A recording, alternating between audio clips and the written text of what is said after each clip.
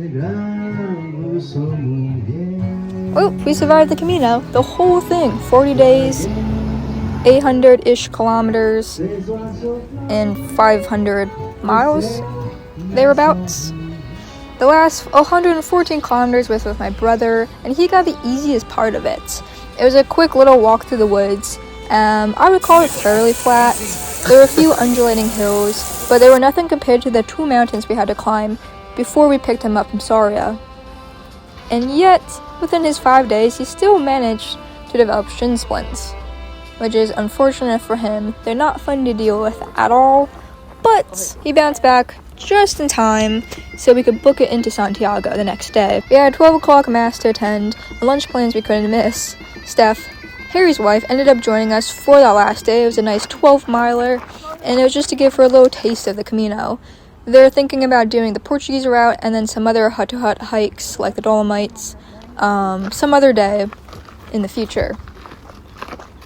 And then once we got to Santiago, it was very chaotic, very fun, but very fast. We got there, dropped our stuff off at the hotel, and then we ran back to the cathedral and had lunch right after Mass.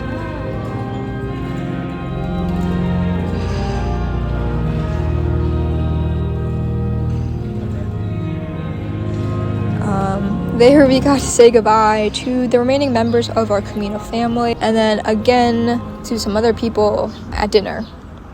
And then even a chance encounter during breakfast the next day. The saying is the Camino provides, and someone will come find you eventually, or you just cross paths. And then all 5 members of the Free family huddled into a little car, and we drove ourselves down to Vigo.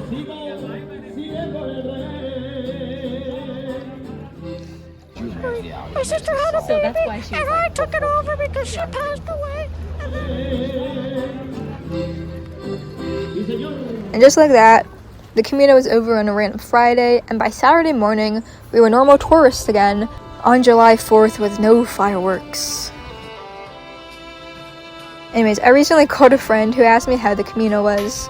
I told her it was good, it was fun, it's nice bonding time with my dad, which is all true, but they were all horrible answers that cover absolutely nothing about the real Camino. The thing is, it's incredibly straightforward on paper. We walked 800 and a bit kilometers, but it feels too daunting to actually explain out loud, because it went from being my whole world for 40 days to just a feeling that I'll be carrying with me for the rest of my life.